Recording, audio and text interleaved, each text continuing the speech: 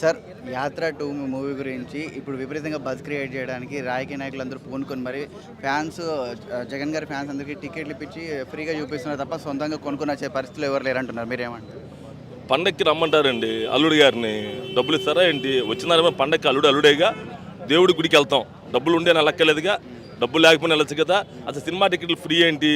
రాష్ట్రమే అయింది, టికెట్ ఇచ్చినా ఇవ్వకపోయినా జనాభా అయితే సినిమా చూస్తారు, చూడాల్సిన అవసరం ఉంది, చూస్తారు. అదే ఆ మాట తీసేసి టికెట్లు ఫ్రీ ఏంటి?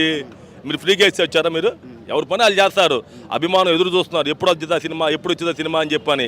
అంతేగాని ఆ మాట పక్కన పెట్టేసేయండి. అది జగన్ గారు బిఫోర్ ఎన్నికల ముందు ప్రజల్లో విపరీతంగా తిరిగి ఆ ప్రజల మధ్యలో వచ్చారు. టికెట్ కొనుక్కున్నా 180 రూపాయలు. నా జగన్ అభిమాని, జగన్ అన్న నా 180 రూపాయలు పెట్టి కొనుక్కున్నా టికెట్.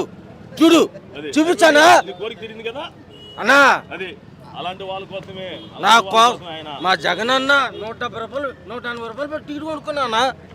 నిజమన్నా? 180 రూపాయలు ఇగో. ఎవరిస్తారన్నా ఫ్రీగా? ఎవరు ఈ రోజులు ఎవరిస్తారన్నా?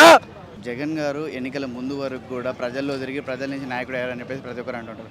ఎన్నికల తర్వాత గెలిచిన తర్వాత ప్యాలెస్కి అంకితమయ్యారు తప్ప ప్రజల్లోకి రావడానికి ఎందుకు భయపడుతున్నారని చెప్పేసి ప్రధాన ప్రతిపక్షాలు మెయిన్గా ఇదే అంటున్నారు. మీరేమంటారు? జగన్ గారి మీద ఉన్న కురేజ్ మామూలుగా లేదు. ఒక్క దెందులూరు మీటింగ్లో మీరు గమనించారు, ఆయన ఊరినే వాక్ చేసుకుంటూ 3 వర్గాలు 3 చోట్ల అందరినీ కలుపుతామని చెప్పని అటుపక్క ఇటుపక్క వెళ్తేనే జనాభా మీద పడిపోయి, అంటే సింహం చాలా జాగ్రత్తగా లోపల ఉంచాలి, సింహాన్ని రోడ్డు మీద పంపిస్తే ఏమైతే. కాబట్టి అది చాలా మా పిచ్చి మాట. ఆయన ఎన్నో చేయాలి, ఎన్నో ఆలోచించాలంటే ప్రజల మధ్య రావక్కర్లా. ఆయన గుండెల్లో ప్రజలు ఎప్పుడు ఉంటారు, ప్రజల గుండెల్లో ఎప్పుడు ఆయన ఉంటాడు. Thank you sir.